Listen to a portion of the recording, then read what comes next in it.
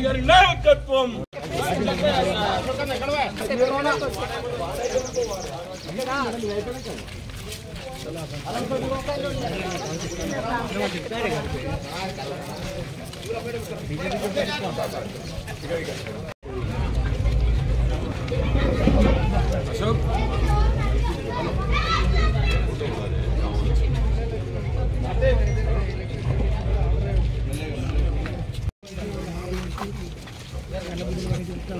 Congress party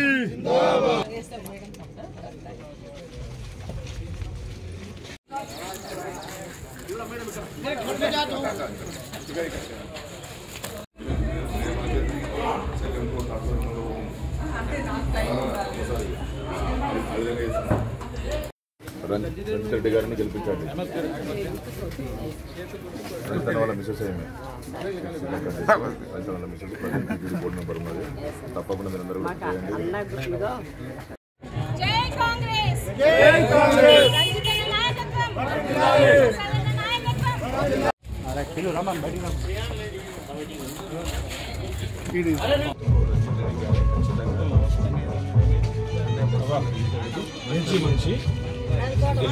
మంచి వ్యక్తిత్వం మంచి పార్లమెంటు ఎన్నికలు 2024 సందర్భంగా గడప గడపకు కాంగ్రెస్ పార్టీ అన్న కార్యక్రమాన్ని తీసుకొని ఈరోజు ఉదయం నుంచి వికారాబాద్ పట్టణంలోని మార్నింగ్ ఏమో 24వ వార్డు, మరి ఇప్పుడు 31వ వార్డు మరియు 32 వార్డులు కార్యక్రమం పెట్టుకోవడం జరిగింది. మరి ఇటు కార్యక్రమానికి ముఖ్య అతిథిగా విచ్చేసినటువంటి సీతక్క గారు, రంజిత్ రెడ్డి గారి సతీమణి, మరి అదేవిధంగా టీటీడీ బోర్డు మెంబర్ అయినటువంటి సీతక్క గారికి, అదేవిధంగా స్థానిక మున్సిపల్ చైర్పర్సన్ చిగులపల్లి మంజుల రమేష్ గారికి, మరియు నా తోటి కౌన్సిలర్సు, అదేవిధంగా ముఖ్య కాంగ్రెస్ పార్టీ కార్యకర్తలు, నాయకులు, ప్రతి ఒక్కరికి కూడా నా యొక్క హృదయపూర్వక నమస్కారాలు తెలియజేసుకుంటా ఉన్నాను. మరి మీకు అందరికీ తెలిసిన విషయమే, మే 13, 2024 రోజున పార్లమెంట్ ఎలక్షన్స్ ఉన్నవి. మరి ముఖ్యంగా ఇది భారతదేశానికి సంబంధించినటువంటి ఎలక్షన్స్. ఇది ఏ కేసీఆర్కో ఏ రేవంత్ రెడ్డికో నడుస్తున్నటువంటి ఎలక్షన్స్ కావు ఇవి. మరి ఈ ఎలక్షన్స్ దేనికోసం నడుస్తున్నాయి, దేని మధ్య నడుస్తూ ఉందంటే, ఒక మతానికి సంబంధించినటువంటి పార్టీకి, మరి అదేవిధంగా ఒక లౌకికవాదాన్ని తీసుకొని ముందుకు పోతున్నటువంటి పార్టీకి జరుగుతున్నటువంటి యుద్ధం. మరి ఈ యుద్ధంలో ప్రజలందరూ కూడా లౌకిక దేశం అనేటువంటి కాంగ్రెస్ పార్టీని, లౌకిక దేశంగా తీసుకొని పోతున్నటువంటి కాంగ్రెస్ పార్టీని సపోర్ట్ చేయాల్సిందిగా నేను ప్రతి ఒక్క ఓటరు మహాశయులను కూడా కోరుకుంటా ఉన్నాను. మరి ఎందుకంటే ఒకవేళ మళ్ళీ బీజేపీ పార్టీ అధికారంలోకి వస్తే ఈ ముస్లింలకు, హిందువులకు కొట్టడలు పెట్టే పరిస్థితి తీసుకొని వస్తుంది. అదేవిధంగా క్రిస్టియన్స్కు, హిందూస్కు కొట్టడ పెట్టే పరిస్థితిని నెలకొల్పుతుంది.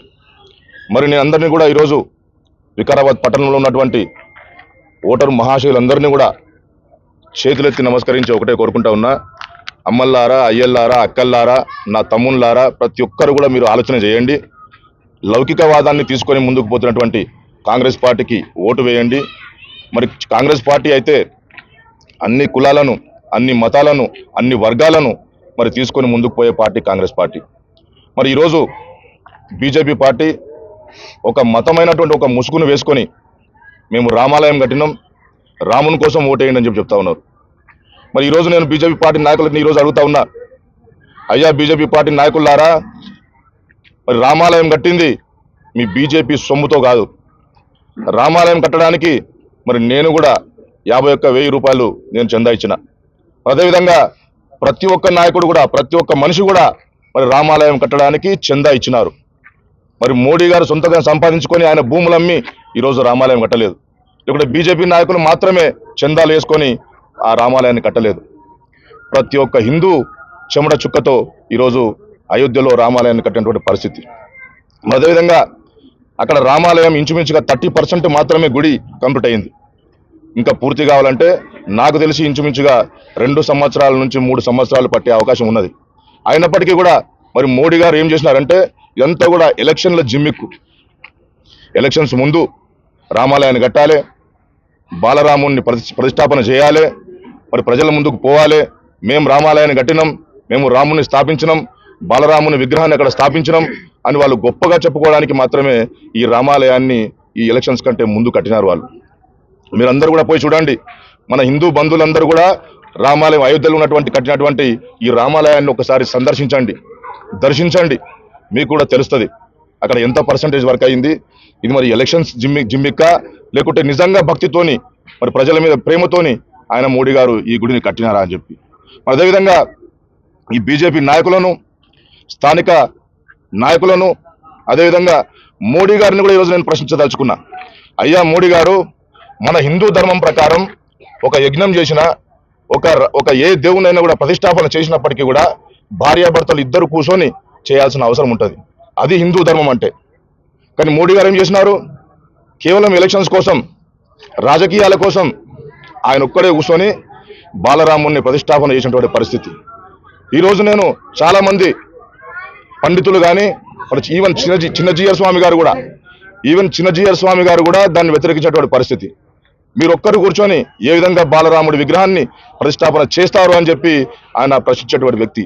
అదేవిధంగా మరి ఎంతో మంది బ్రాహ్మణోత్తములు మరి ఆయన ప్రశ్నించినారు. ఏ విధంగా మీరు ఒక్కరు కూర్చొని ఈ పూజ చేస్తారు? మీరు పూజ చేయడం కరెక్ట్ కాదు. ఇది అవసరం వస్తే వేరే వాళ్ళకు, ఎవరైతే భార్యాభర్తలు ఉంటారో వాళ్ళకు అప్పచెప్పి వాళ్ళ ద్వారా పూజలు చేయించాల్సిన అవసరం ఉండే. కానీ మీరు కేవలం రాజకీయాల కోసం, కేవలం మీ బీజేపీ పార్టీ కోసం ఈరోజు మీరు ఒక్కరు కూర్చొని పూజ చేయడం, ఈ బాలరాముని ప్రతిష్టాపన చేయడం అనేది కరెక్ట్ కాదు అని చెప్పి చాలా మంది వక్తలు కూడా చెప్పినారు, చాలా మంది బ్రాహ్మణోత్తములు కూడా చెప్పినటువంటి పరిస్థితి. మరి ఈ విధంగా ఈరోజు భారతదేశంలో వాళ్ళంతా కూడా ఒక దేవుణ్ణి అడ్డం పెట్టుకొని, రాముణ్ణి అడ్డం పెట్టుకొని ఈరోజు ఓట్లు అడుగుతున్నటువంటి పరిస్థితి. రాముణ్ణి మీరు ఎందుకు రాముణ్ణి మధ్యలో తీసుకొని వస్తున్నారు? రాముని తీసుకురావాల్సిన అవసరం ఏమున్నది? రాముడు ఈరోజు బీజేపీ పార్టీ పుట్టిన తర్వాత రాముడు పుట్టిండా?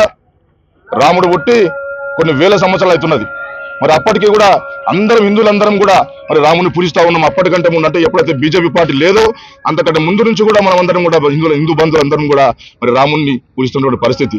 ఈ రోజు ఏదో రాముని ముందుకు తీసుకుని వచ్చి మేమే గుడి కట్టినాం, మేమే హిందువులను కాపాడతామని చెప్పి ఈ రోజు వాళ్ళు చెప్తా ఉన్నారు. ఇవన్నీ కూడా అబద్ధపు మాటలు, ఇవన్నీ బూటకపు మాటలు, ఇవన్నీ ప్రజలను మోసం చేయడానికి ఇవన్నీ ఈరోజు మోడీ గారు కానీ మరి స్థానిక పార్లమెంట్ అభ్యర్థి ఈ కొండా విశ్వేశ్వరరెడ్డి గారు కానీ ఇవన్నీ చేస్తా ఉన్నారు. మరి కొండా విశ్వేశ్వరరెడ్డి అంటే ఆయన 1000 కోట్ల రూపాయలు ఆయన దగ్గర ఉన్నాయి. మరి 1000 కోట్ల రూపాయలు ఆయన దగ్గర ఉన్నప్పటికీ కూడా ఆయన ఎవరికి కూడా సహాయం చేయడు. మీకు తెలిసిన విషయమే, గతంలో కరోనా వ్యాధి వచ్చింది, పెద్ద ఎత్తున ప్రపంచాన్ని మొత్తం ఉర్రూతలు ఊగించింది. మరి అట్లాంటి తరుణంలో ఆయన సొంత హాస్పిటల్ ఆయనకు ఉన్నది. మరి ఒక్క పేషెంట్ తీసుకుపోయి కూడా ఫ్రీగా ట్రీట్మెంట్ చేయలే. మరి ఎంతో మందికి నేను రికమెండ్ చేసిన, వాళ్ళ పేషెంట్ ఉన్నాడు, ఈయన జాయిన్ చేసుకోండి, ఈయనకు ట్రీట్మెంట్ చేయండి అన్న అని చెప్పి కొందరికి అది ట్రీట్మెంట్ చేసిర్రు. కానీ ఒక్క రూపాయి కూడా బిల్లు తగ్గించలే. లక్షల రూపాయలు బిల్లు వేసిర్రు. ఒకరికి ఫోన్ చేస్తే, ఒకరి గురించి ఫోన్ చేస్తే ఎంతమంది ఫోన్ చేస్తారా ఆయన మీరు అని ఫోన్ కట్టేసినటువంటి పరిస్థితి. మరి అలాంటి వ్యక్తికి ఈరోజు మన హిందూ బంధువులందరూ కూడా ఏ విధంగా ఓటేస్తారని చెప్పి నేను అడుగుతా ఉన్నా. ఆయన చెప్తాడు చాలాసార్లు నేను రాజకీయాలకు పనికిరానని చెప్పి. మరి రాజకీయాలకు పనికిరాని నువ్వు ఈరోజు ఎందుకు రాజకీయాలకు వస్తున్నావు? ఎవరి కోసం? ఎన్నికల్లో ప్రచారంలో భాగంగా మనము 32వ వార్డు శివరాం నగర్ కాలనీలో ఉన్నాం. ఫస్ట్ నేను అందరికీ కూడా, మా కాంగ్రెస్ కుటుంబ సభ్యులందరికీ కూడా చేతులెత్తి నమస్కారం తెలియజేస్తున్నా. ఎందుకు అంటే రంజితన్నను గెలిపియాలి అని ప్రసాద్ కుమార్ గారు, మన గౌరవ స్పీకర్ ప్రసాద్ అన్న చెప్పిండు ఒక మాట, మీరందరూ మంచిగా కష్టపడి చేయాలి అని ఒక మాట చెప్పినందుకు, పిలుపు ఇచ్చినందుకు దాన్ని తీసుకొని 42 డిగ్రీల వేడిలో కూడా అందరు కూడా ప్రతి వార్డు తిరుగుతున్నాము. అందరికీ కూడా ఒక్కసారి అందరికీ చేతులెత్తి నమస్కారం చేస్తున్నా. ఫస్ట్ నేను చూస్తూ ఉంటే ఇప్పుడు మనం చూస్తున్నాము, రోజు పార్లమెంట్ ఎలక్షన్స్ వచ్చినాయి, రంజితననే గెలిపియాలని మనం తిరుగుతున్నాం. ఎందుకు తిరుగుతున్నాము అంటే చాలా మంచి మనిషి, మనకి కాంగ్రెస్ అధిష్టానం ఒక మంచి మనిషిని, ఒక మంచి వ్యక్తిత్వం ఉన్న మనిషిని మనకి అభ్యర్థిగా పంపించిండ్రు. అన్నని గెలిపించుకుంటే ఏంది అంటే అన్న కోసం కాదు గెలిపించుకునేది, మన కోసం గెలిపించుకోవాలి. ఎందుకంటే కరోనాలో అప్పుడు టీఆర్ఎస్ పార్టీలో ఉన్నప్పుడు మేము కలిసి పనిచేసినాం అన్నతోని, అన్నీ చూసినాం. కరోనా టైంలో బయటకు రావడానికి కూడా అందరు భయపడితే అప్పుడు రంజితన్న ప్రతి ఒక్కరికి అంటే 10,000 కుటుంబాలకి దగ్గర సరుకులు కానివ్వండి, మెడికల్ కిట్స్ కానివ్వండి, గుడ్లు కానివ్వండి, అన్నీ కూడా బాగా మంచిగా అంటే శ్రమ అనుకోకుండా, ఖర్చు అనుకోకుండా చాలా బయటకు వచ్చి చేసిండ్రు. నేను చూసిన ప్రత్యక్షంగా. ఇంకోటి ఎంత మంచి మనిషి అంటే ఇది కాదు మనం గెలిపించిన తర్వాత మనకు అందుబాటులో లేకుండా ఎక్కడో పోయి కూర్చునే నాయకుడు అండి మనకు వద్దండి. మన బాధలు విని మన డెవలప్మెంట్ కోసం ఆలోచించే మంచి మనిషి ఉన్న, మంచి మనసున్న, వ్యక్తిత్వం ఉన్న రంజితని గెలిపిస్తే మనందరికీ బాగుంటుంది. గడ్డం ప్రసాద్ కుమార్ గారు స్పీకర్ కాన్స్టిట్యుయెన్సీ కాబట్టి ఇక్కడి నుంచి భారీ మెజారిటీ ఇస్తే మనము అన్నకి ప్రసాద్ అన్నకి ఒక గిఫ్ట్ ఇచ్చినట్టు అవుతుంది. కాబట్టి మీకు అందరికీ కూడా నేను రిక్వెస్ట్ చేస్తున్నా, దయచేసి ఇక ఈ 13వ తారీఖు వరకు ఉన్న ఎలక్షన్స్ మనం క్యాంపెయినింగ్ చాలా బాగా చేద్దాం. శ్రమ అనుకోకండి, నిజంగానే వేడి ఉంది, చాలా కష్టమైతే అవుతుంది. ఎందుకంటే నేనే నిన్న ఎగ్జాస్ట్ అయిపోయి నేను ఒకరోజు నిన్న రాలేకపోయినా నేను. సో ఏదైనా టాబ్లెట్ అన్న వేసుకుందాము, ఏమన్నా వేసుకుందాం, కానీ ఈ వారం రోజులు మాత్రం బాగా తిరుగుదాం, బాగా చేద్దాం. అందరికీ కూడా థ్యాంక్ యూ సో మచ్. అందరికీ నమస్కారం. ఈసారి అందరు కాంగ్రెస్ పార్టీకి ఓటేసి రంజిత్ రెడ్డి అంకుల్ని గెలిపించాలి. ఎందుకంటే మా నాయన ఒక మాట ఇచ్చిండు, అంకుల్కి గెలిచి చూపిస్తామని. అందుకే భారీ మెజారిటీతోని అందరు గెలిపించాలని కోరుకుంటున్నాను. అందరికీ నమస్కారం. ఈరోజు వికారాబాద్లో ఈ సాయంకాలం ప్రచారం గడప గడపకి చేస్తున్నాం. నేను గత కొద్ది రోజులుగా ప్రతి కాన్స్టిట్యుయెన్సీలో ఉదయం సాయంత్రం అన్ని ఊర్లలో కానివ్వండి, సిటీలో కానీ గడప గడప ప్రచారం నేను చేస్తున్నా. ఎక్కడికి వెళ్ళినా కూడా ప్రజల్లోంచి మంచి స్పందన నాకు కనపడుతుంది. కాంగ్రెస్ పైన ఉన్న నమ్మకము, మొన్న ఎన్నికల్లో మేము గెలిపించుకున్నాము, మళ్ళీ ఇప్పుడు కూడా గెలిపించుకుంటాము. ఎందుకు వస్తున్నారు, అవసరం లేదు, మేము కాంగ్రెస్కే ఓటేస్తాము అని అందరూ అనడం మంచి. కాంగ్రెస్ ఇప్పుడు ఈసారి తప్పకుండా కాంగ్రెస్ ప్రభుత్వం మళ్ళీ క్యాండిడేట్స్ అందరూ గెలుస్తారు మన రాష్ట్రంలో అన్న నమ్మకము రోజు రోజుకు పెరుగుతుంది. మరి రంజిత్ రెడ్డి గారు గత 5 సంవత్సరాలుగా ఎంపీగా ఉన్నప్పుడు చేవెళ్ళ ప్రాంత ప్రజలకి చేసిన అభివృద్ధి, 5 సంవత్సరాలుగా ఆయన చేసిన అభివృద్ధి, చాలా అభివృద్ధి చేసినారు. ప్రభుత్వ పరంగా కానివ్వండి, పార్లమెంట్లో మన రాష్ట్రానికి కానీ మన ప్రాంతానికి కానీ రావాల్సిన నిధుల గురించి గొంతెత్తి అడిగిన సందర్భాలు ఎన్నో ఉన్నాయి. మరి అదే కాకుండా ఆయన ప్రజల్లో ఎప్పుడు అందుబాటులో ఉండుకుంటూ ఏ సమయంలో ఎవరు వచ్చినా కూడా, ఏ చిన్న సమస్య పెద్ద సమస్య ఏది వచ్చినా కూడా ఇంటికి వచ్చిన ప్రతి ఒక్కరిని ఆయన అడగటము, వాళ్ళ సమస్యని పరిష్కరించటము, ప్రజల్లో ఆయన పట్ల ఒక మంచి ఆప్యాయత ఆయన పెంచుకున్నారు. ఆ ఆప్యాయత, ఆ మంచితనమే ఈరోజు ఆయనకి పెద్ద కొండంత బలంగా అది నేను ప్రజల్లోకి వస్తుంటే నాకు అది స్పష్టంగా కనబడుతుంది.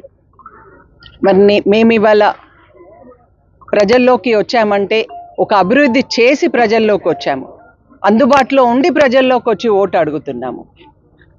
ఆయన చేసిన కృషి కోవిడ్ టైంలో కానివ్వండి, విద్యాపరంగా కానివ్వండి, వైద్యపరంగా కానివ్వండి, ఎన్నో సందర్భాల్లో ఆయన చేసిన సహాయం, కృషి ఇవన్నీ ప్రజలకు తెలుసు. అది చెప్పుకొని ఇవాళ అందరి మద్దతు, సపోర్టు కోరుకుంటున్నాము. వేరే ఏమి చెప్పనవసరం లేదు. ఆయన మంచితనం, ఆయన చేసిన అభివృద్ధే ఇవాళ ఆయనను తప్పకుండా గెలిపిస్తారన్న నమ్మకం నాకు చాలా ఉంది.